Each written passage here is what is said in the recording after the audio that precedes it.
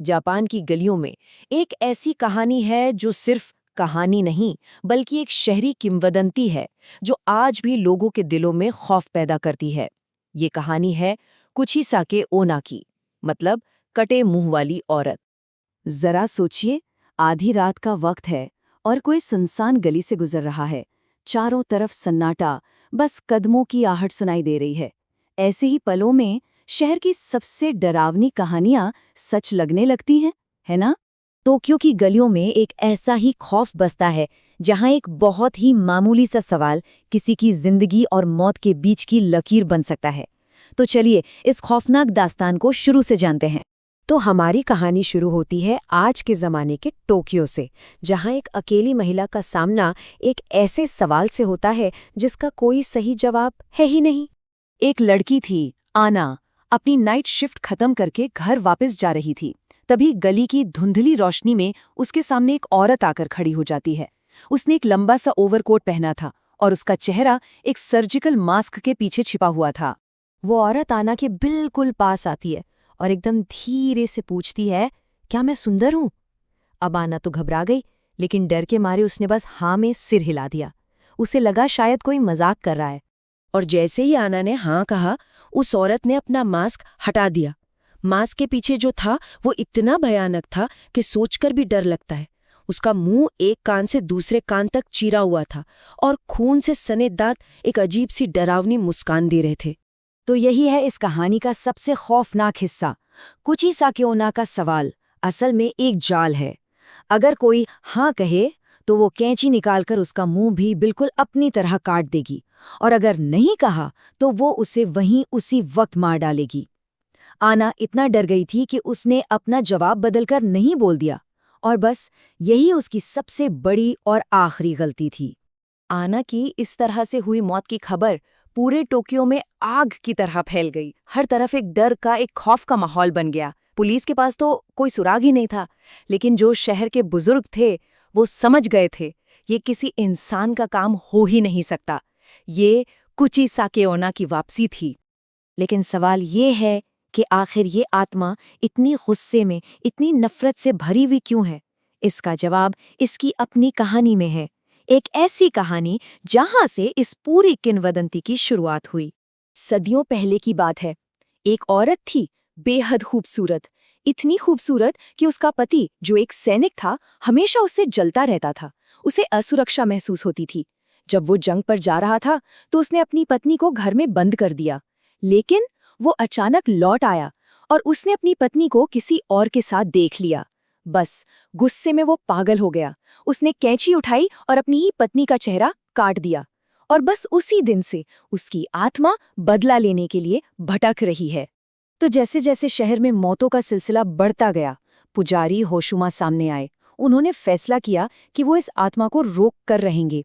उन्हें लगा कि शायद अपने पुराने तरीकों से इस बुरी शक्ति को शांत किया जा सकता है। तो होशुमा ने वही किया। आधी रात को वो उन्हीं सुनसान गलियों में निकल पड़े जहां कुचिसाके ओना का खौफ था। उनके हाथ में पवित्र तावीज थे, नमक था, वो सब चीजें जो बुरी आत्माओं को दूर रखती हैं। और ज्यादा देर नहीं लगी, उनका सामना उस आत्मा से हो गया। लेकिन इससे पहले कि वो अपना सवाल पूरा कर पाती, होशुमा ने उस पर नमक और तावीज फेंक दिए। एक ऐसी चीख गूंजी जो दिल दहला दे, और वो आत्मा धुएं में गायब हो गई। शहर में शांति तो लौट आई, लेकिन यह शांति बस कुछ ही दिन की मेहमान थी। वो शांति असल में एक तूफान से पहले की खामोशी थी, क्योंकि कुचिसाके ओना को भगाया गया था, हराया नहीं गया था। और इस बार वो पहले से कहीं ज्यादा ताकतवर और कहीं ज्यादा खतरनाक बनकर लौटी थी। होशुमा को एक दिन एक बहुत ही डरावना सपना आया। उसने सपने में कुचिसाके ओना को देखा, जो कसम खा रही थी कि वो मौत का तांडव करेगी।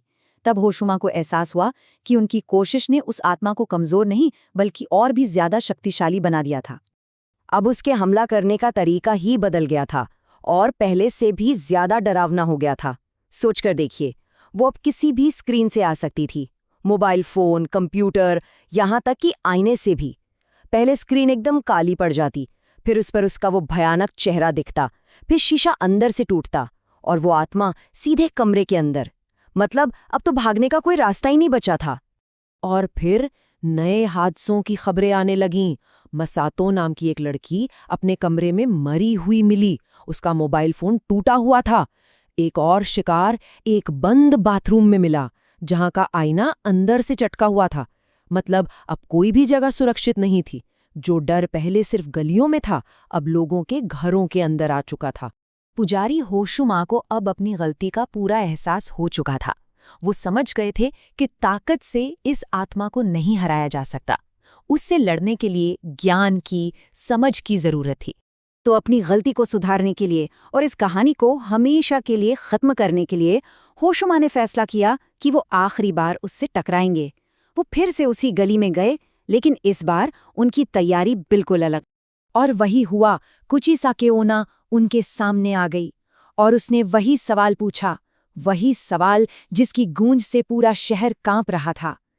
क्या मैं सुंदर हूं? लेकिन इस बार होशुमा डरे नहीं। उन्होंने बिल्कुल शांति से जवाब दिया, तुम्हारे पति ने तुम्हें तुम्हारी खूबसूरती के लिए नहीं मारा था। तुम्हारी जान उसके पागलपन ने ली थी। लेकिन अब तुम सुंदर नहीं हो, अब तुम बदसूरत हो, क्योंकि तुमने बेगुनाहों की जान ली है। और ये कहते हुए होशुमा ने एक पवित्र आईना निकाला और उसके सामने कर दिया। जिंदगी में शायद पहली बार कुचिसाके ओना ने अपना वो असली चेहरा देखा, जो नफरत और गुस्से से सच में बदसूरत हो चुका था। अपनी ही सच्चाई को देखकर वो चीखी, एक आखिरी चीख, और इस बार वो सच में धुएं में बदलकर हमेशा के लिए गायब हो गई। उसको ताकत से नहीं, सच्चाई से हराया गया था। शहर में शांति तो आ गई, लेकिन एक सवाल है जो आज भी टोक्यो की हवाओं में गूंजता है। क्या कुचिसाके ओना सच में चली गई, हमेशा के लिए? या वो बस सही वक्त का इंतजार कर रही है? क्योंकि शहरी किंवदंतियों की यही तो बात है, वो कभी पूरी तरह से खत्म नहीं होती।